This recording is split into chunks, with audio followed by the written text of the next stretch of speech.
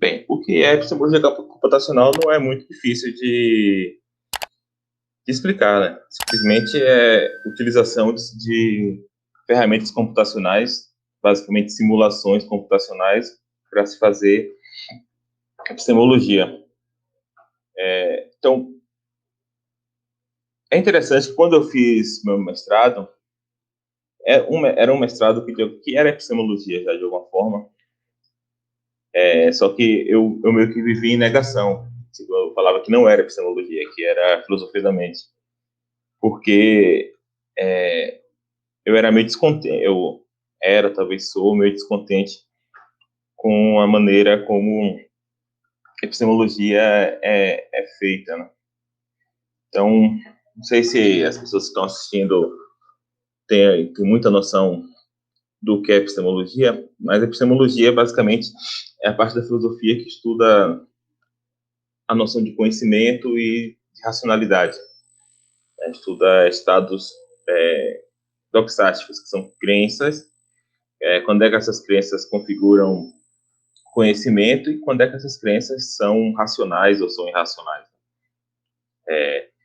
E a epistemologia, ela, vamos chamar assim, a epistemologia tradicional, a maneira como ela é feita, geralmente você tem como objetivo, vamos tratar da noção de conhecimento, que foi a mais tratada no século XX, você tem como objetivo procurar uma análise da noção de conhecimento, em que análise seria um tipo de conjunto de condições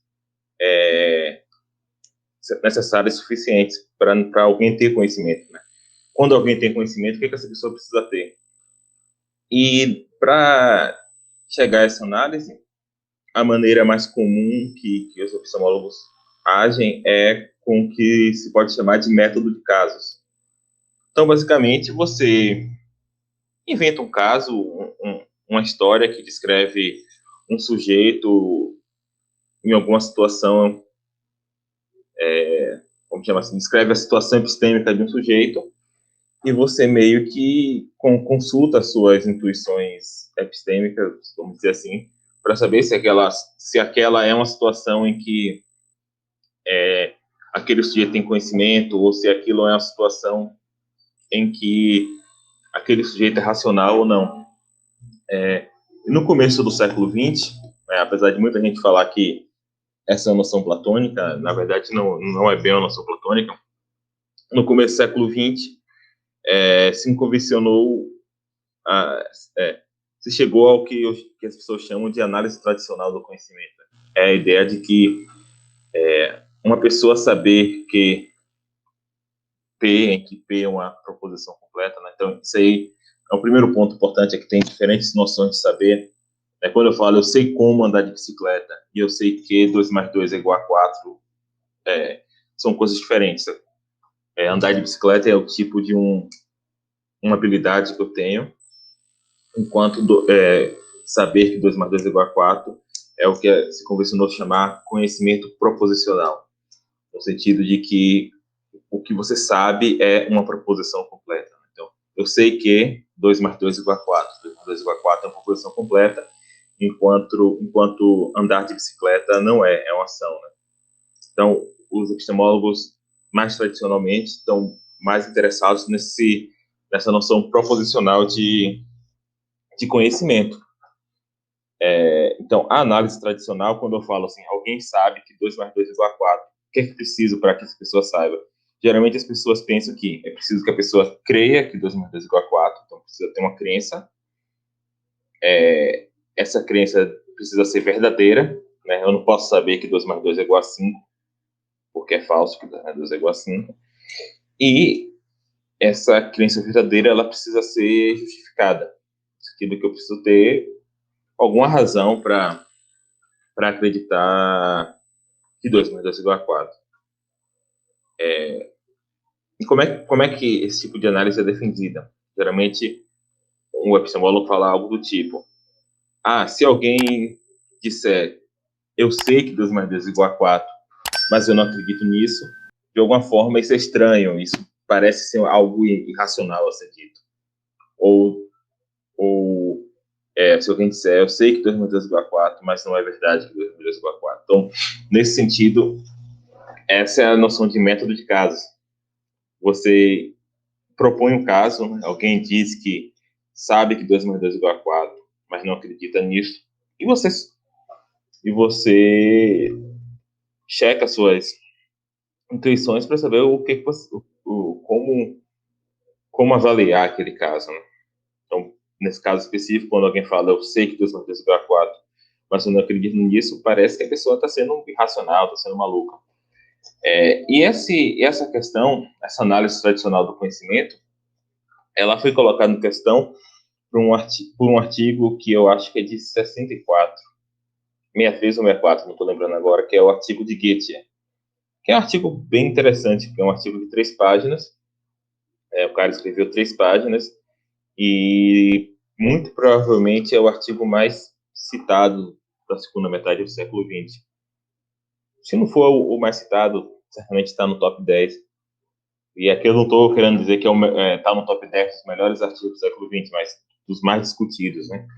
E esse artigo simplesmente ele fala assim, olha, essa análise tradicional é de tal e tal jeito, e eu aqui vou dar um caso em que alguém tem conhecimento, tem crença verdadeira e justificada e não tem conhecimento, né? Então, como a análise supostamente está colocando condições necessárias e suficientes, o tal do caso de Goethe, na verdade são dois, né? Mas os casos de Goethe propõem-se a mostrar que essas 3 condições não são suficientes para conhecimento.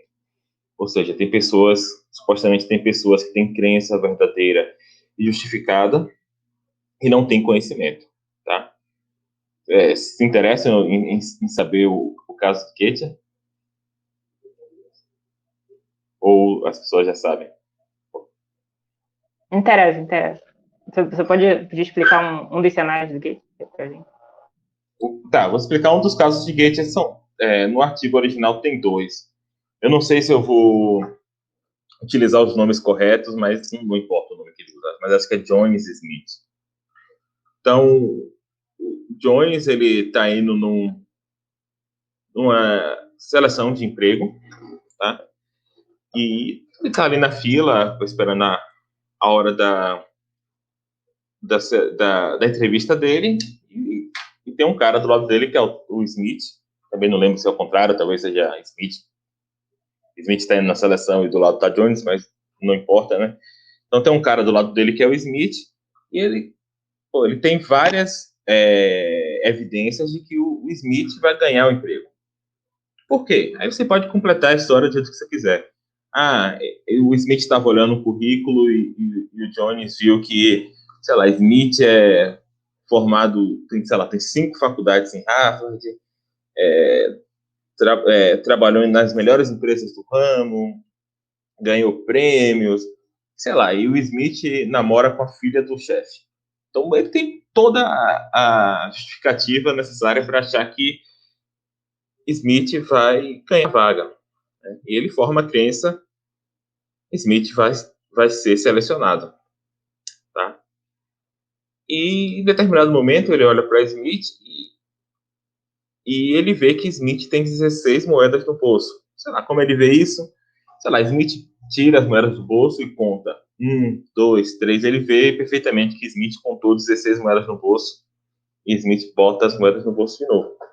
E ele forma essa crença. Smith tem 16 moedas no bolso. Então ele tem essas duas crenças. Smith vai ganhar a vaga, Smith tem 16 moedas no bolso. E aí, Jones, como ele é minimamente competente em lógica, ele faz a seguinte inferência. Ora, se Smith vai ganhar a vaga e Smith tem 16 moedas no bolso, a pessoa que vai ganhar a vaga tem 16 moedas no bolso. Tá? Então ele forma essa crença. A pessoa que vai ganhar a vaga tem 16 moedas no bolso. Agora vamos supor que no outro dia ele descubra que o Jones, ganhou a vaga. E que por sorte, ele também tinha 16 moedas no bolso. Então vamos. Então a pergunta o Jones sabia que a pessoa que ia vencer a vaga, que ia ganhar a vaga, tinha 16 moedas no bolso um dia antes. O Jones certamente acreditava nisso. Ele acreditava que a pessoa que ia ganhar a vaga tinha 16 moedas no bolso. Ele tem justificação? Essa parte, não, ele acreditava nisso. Essa crença é verdadeira. É verdadeira não porque Smith tinha 16 moedas no bolso, porque Smith não é a pessoa que vai ganhar a vaga. É verdadeira porque ele próprio, o Jones, tem 16 moedas no bolso. Mas é verdadeira de qualquer jeito. Ele tem justificação? Essa é a parte mais complicada, mas a princípio sim, porque ele tinha justificação para acreditar que Smith tinha 16 moedas no bolso.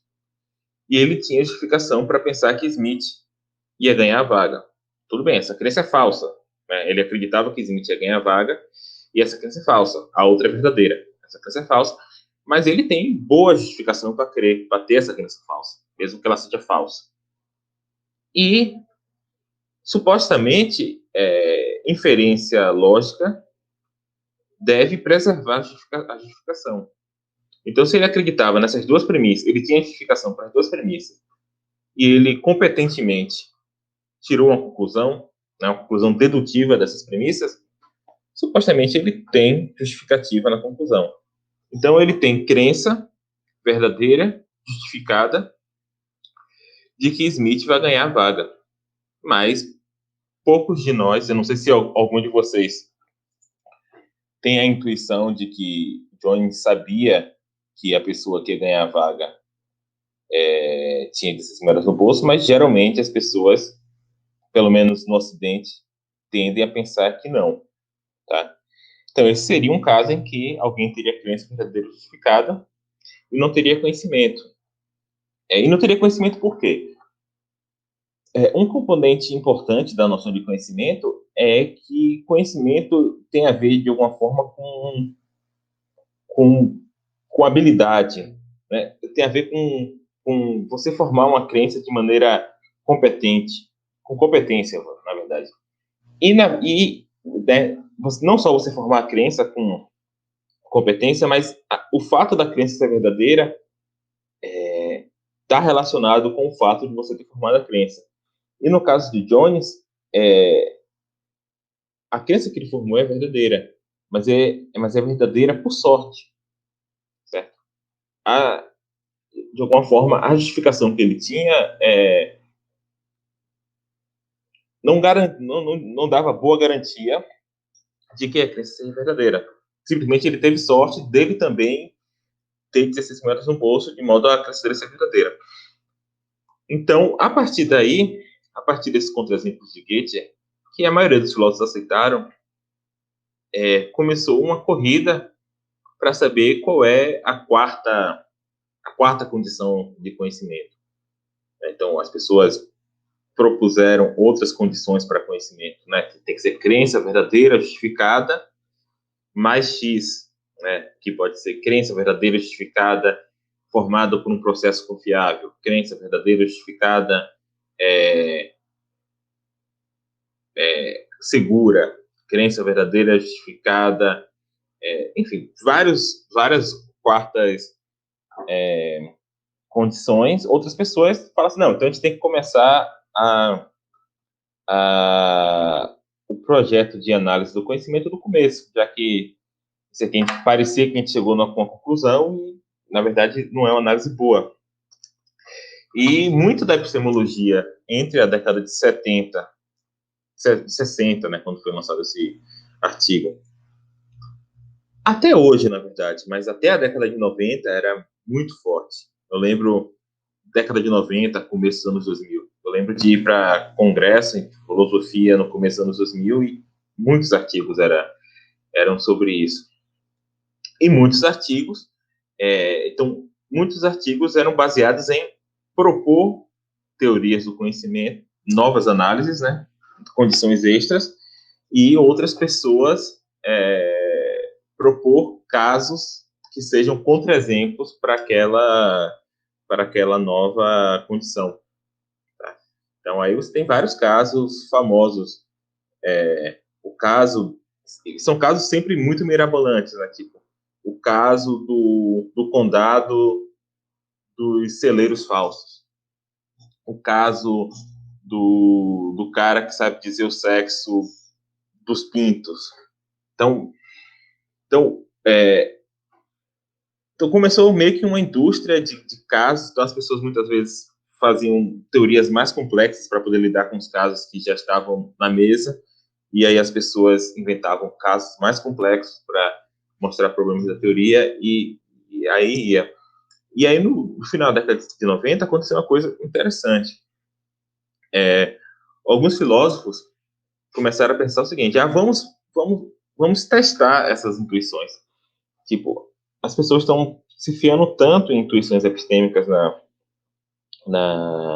no fazer de epistemologia, que tal a gente testar? Será que realmente é verdade que as pessoas não contaminadas pela filosofia pensam que, no caso de Goethe, Jones não tinha o conhecimento? E aí você teve vários artigos que começaram a testar isso, né? Não sei se você sabe, mas nos Estados Unidos tem muitos alunos na universidade que são asiáticos, né? Eles começaram a testar um grupo de alunos da filosofia, da americanos, grupos de indianos, chineses, etc. E um artigo famoso desse tipo de trabalho é um artigo de Weinberg et al., que é de 2001. E aí ele comparou as intuições epistêmicas de ocidentais com de pessoas do leste asiático. E no caso de Goethe, né? Então, naquele caso de Goethe que eu falei para vocês, apenas 26% dos ocidentais diziam que Jones tem conhecimento. Então, a maioria absoluta achava que ele não tinha conhecimento. Mas os jovens do leste asiático, 57%, achavam que ele tinha conhecimento. Então, e aí se fizeram outros estudos, testando com gênero, com idade, enfim, vários estudos. E começou a suspeita de que as intuições epistêmicas que os filósofos estão dando tanto peso, um peso evidencial, né, como se fosse uma evidência, né, nesse trabalho da análise do conhecimento, no fundo, elas pareciam estar contaminadas pelo tipo dos filósofos, né?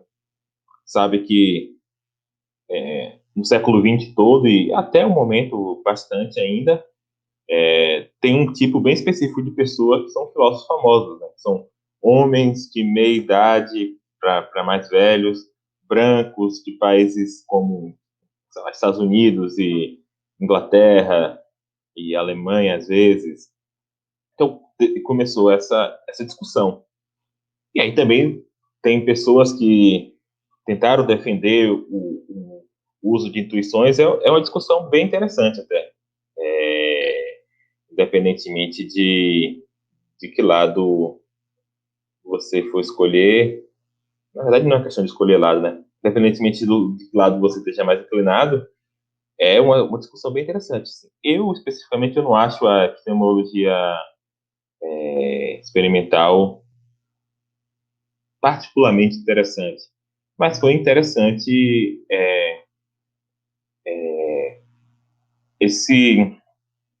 colocar em questão esse método de casos. E é exatamente nesse gap, vamos dizer assim, desse burburinho de discussão sobre metodologia em epistemologia que eu acho que a epistemologia computacional se encaixa. Mas eu vou parar um pouco para pegar um feedback, depois eu continuo. Olá, se você gostou desse vídeo, você pode ajudar financeiramente em padrim.com.br/elomarinho, doando a partir de R$1 por mês. Se quiser fazer uma doação única, também pode usar a chave Pix, que tá aqui na descrição. Todo o valor é reinvestido no canal. Se não puder, tudo bem. Já ajuda muito dar uma curtida nesse vídeo, compartilhar e se inscrever no canal Filosofia Acadêmica.